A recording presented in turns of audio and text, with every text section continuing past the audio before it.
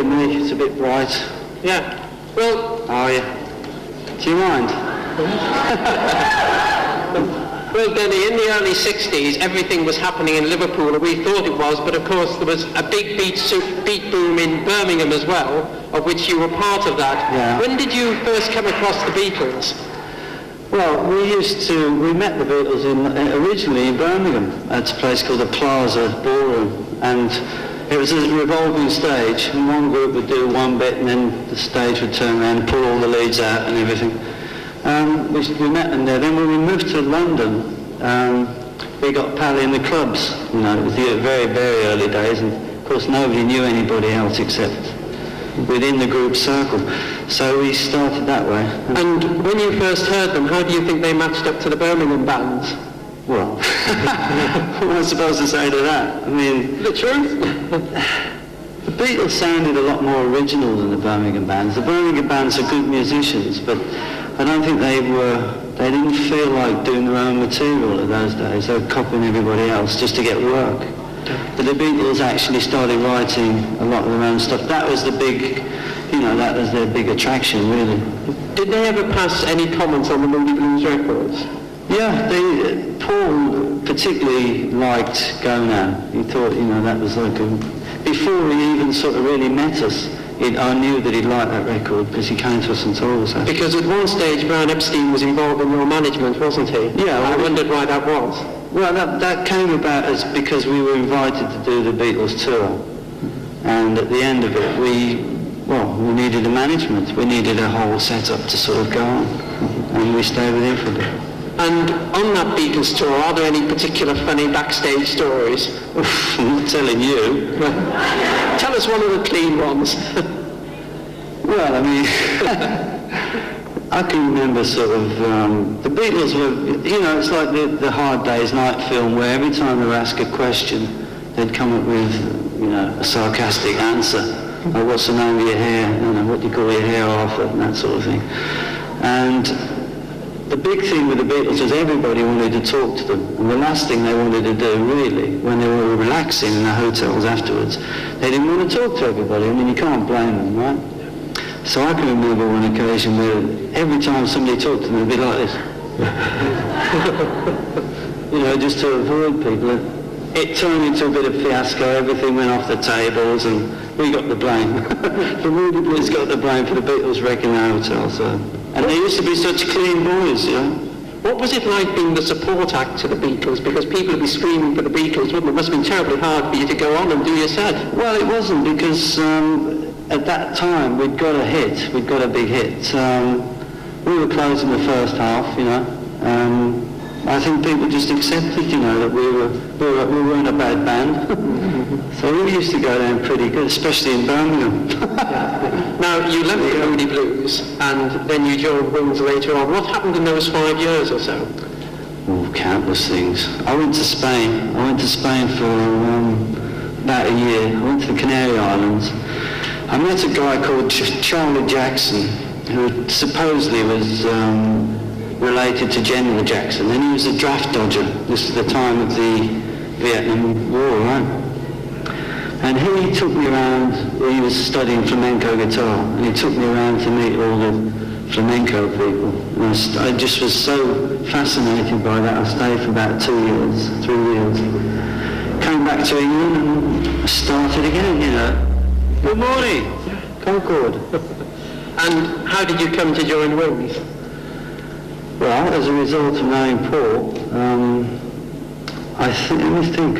I was living in somebody's office, I know that.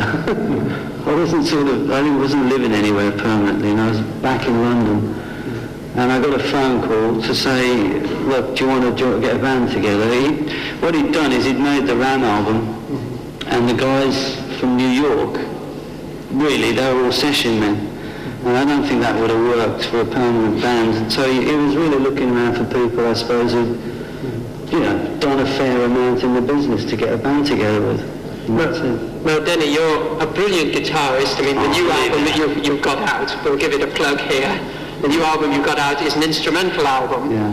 And I was just interested, you as a guitarist, such a fine guitarist, Shut up. Well, no. Flattery. Yeah. How actually would you rate Paul as a bass player? You've worked with lots of bass players. I'm interested in your Paul is a better bass player than a lot of people think because he plays tunes, you know. A lot of the Beatles stuff was based around the bass because that gave it its simplicity, but its solid thing. He's a great bass player. There's no doubt about that. Are there any particularly good examples of his bass playing on record that you think are smashing? Well, I mean, the early stuff was just so simple. That's one of them, you know. I mean, anything from the early albums. There's this Good Night Tonight was quite a good song for that. Where he started to change his style for, which he always does, you know, to stay with everything. He played quite a complicated part in that, and then had to sing a very simple thing over the top of it. That was a very difficult thing to do, you know, that sort of thing, which I can't do. But he was very good like that. And Linda was in the band as well. Now, you and Paul were professional musicians. What did you think of her musicianship? Did you mind her being in the band? Linda couldn't play. There's no doubt about that. But the whole thing about it was that she was a good influence as far as, you know, she's into music a hell of a lot. She used to tell us what she thought about things. You've got to have somebody there, you know. She was the photographer. She was just like a friend. She was just like my mate Van who comes around with me. She was there.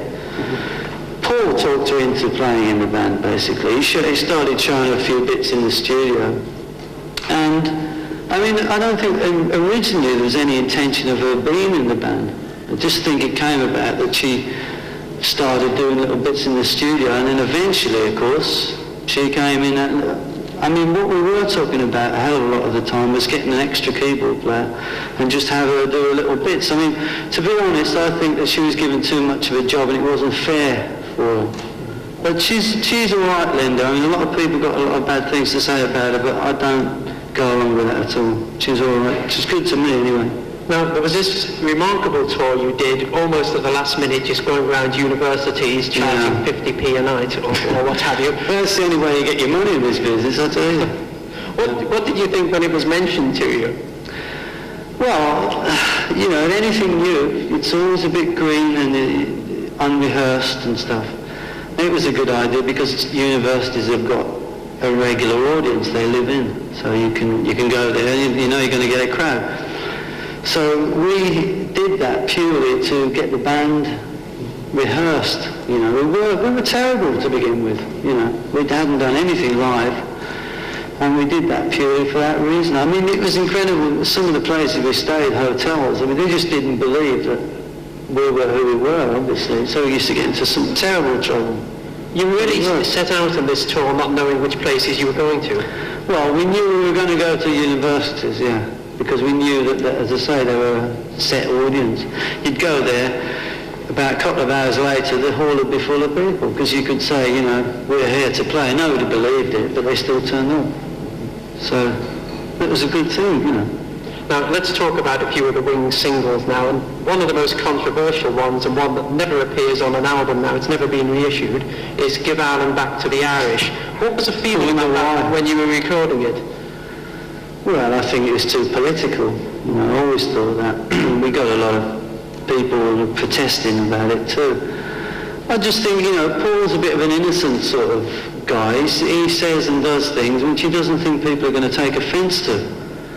So in that way, I don't really blame him for writing the song. I blame the people who took it the wrong way. But at the same time, I think it was a little bit too political. You know, I wouldn't have had the guts to do it, let's put it that way.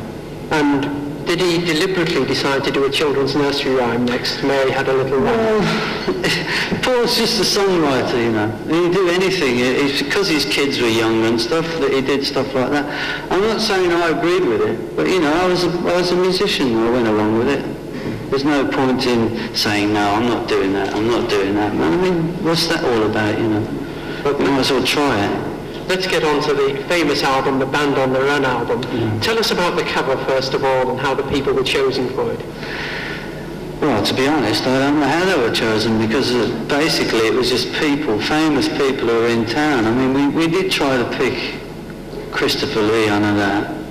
We wanted as much a cross-section. We got John Conte because he was a friend. Just people who were around, you know. Yeah, well, we didn't sort of send to America for people and do all that. Clement Freud.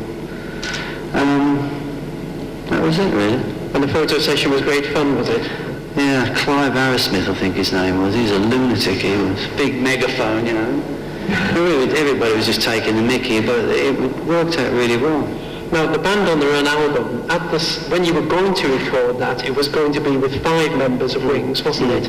And then 2 dropped out. Was this unexpected? No. It's never unexpected with that band, I'll tell you. No, Henry had sort of... He was a good guitar player, Henry McCullough. But he'd had enough, you know, touring and all the rest of it, and he just wanted to go back to the country and relax. It's the way he was. I mean, it's Henry, and I love him, you know. And with Denny Laine, he left quite a way before the Band on the Run thing, you know. And then Denny Laine was supposed to come, and he phoned up from New York and said,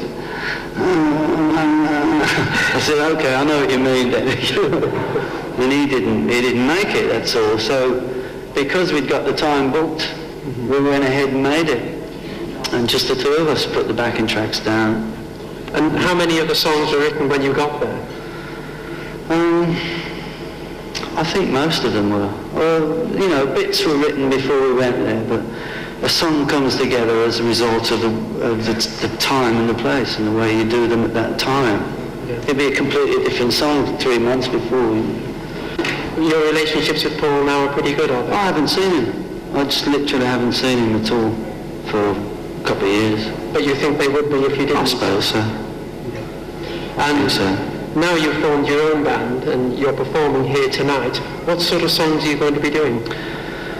Well, I mean, I'm doing Japanese Tears, I'm doing Go Now, Say I Don't Mind, all the things that, you know, all the few things that I've done solo.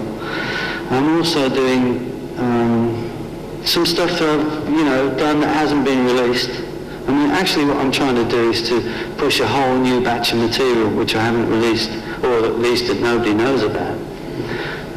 So a mixture, you know, just doing an hour's variation.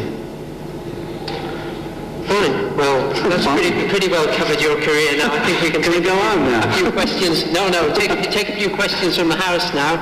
If anybody would like to ask Denny some questions. Anybody there? Anyone there? Yeah. Can't see you though. Yeah. Can I ask you, please, why you decided to tell your story to a Sun newspaper? after working with McCartney for 10 years. I just told you. I wrote a book, or at least I wrote a whole book. I didn't sell the story to the Sun newspaper. I just told you the story. What's up with you? You got cloth ears. No, I don't think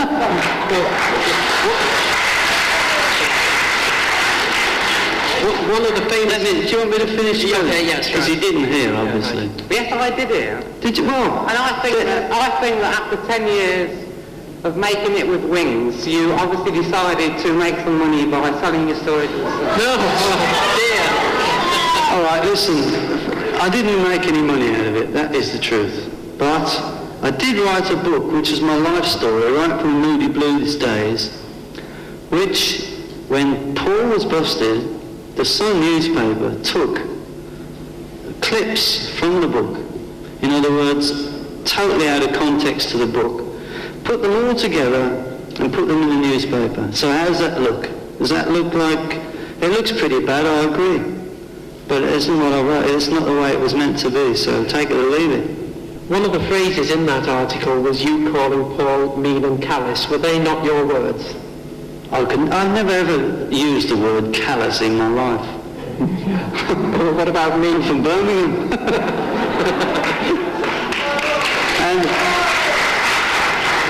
and anyway, I don't think he's mean. You see, again, there's a lot of rumours about Paul, a hell of a lot of rumours. And people sort of call him mean, and they call him callous, but I don't. I might turn around and say, he's a bit stingy sometimes, you know. Well, you know, I mean, so what? Yeah, well, it's great to hear you say that and have the true story behind these newspaper stories. So can we have another question, please? What about the Sun articles? Denny, Can you tell us about your guitar, and have you any tips for doing bar chords, which I'm finding impossible? I didn't hear the second half of that. I heard the Any guitar. tips for doing bar chords, which I'm finding impossible? Bar chords that you're finding impossible? All of them. Oh, you're joking.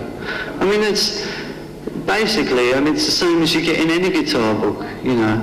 I mean, there might have been a couple of mistakes, and that's the same, but I mean, they just thought the same chords as you'll find in any book, you know. I mean, mainly, the idea of the book was to sort of tell you how to start and to progress to the hardest possible chords, you know. They're starting with the most simple and going on to that. But I mean, if you start at the beginning and do it that way, you should be able to play those chords at the end of the day, you know. But really, you buy any guitar book and you're going to get the same formation, really. You've only got 5 fingers and that's the way it is, you know. Spencer, Opera, Denny, Yeah.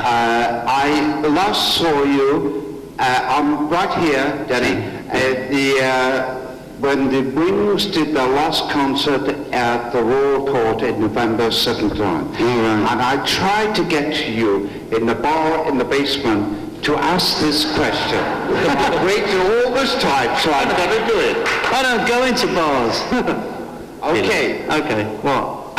Moroccan time. Yeah. I've got to ask, you, in a way you answer this question, Yeah. part of it. Yeah. This was McCartney's very big seller, especially in the UK. Mm-hmm. Now, how this guy hardly ever has a co-writer, Yeah. as you know. Mm-hmm. And your name is on the sheet music, on the record, etc. Now, 100%, what would you say your contribution to that record was, that song was? Well, as I tried to explain before, Paul came to me with an idea and a line, "Looking towers, holding into the sea, my desires always of you, looking tower." That was it. So he wrote the catch, right? He wrote the main thing. Then we took a bottle of Famous Grouse whiskey and sat on the side of a hill and we wrote the rest of it. And as I say, when we put it to the Campbelltown Pipe Band, they contributed the final thing, which it wouldn't have happened, you know, with keyboards trying to simulate pipes. So it was really a combination of that. Okay, I do appreciate that. But of 100%, how much did you contribute? Out of 100? I don't know, about 30%. Now this song has made a fortune. How much did you get? I didn't get a bean. So how much did you get from the song? About 30%.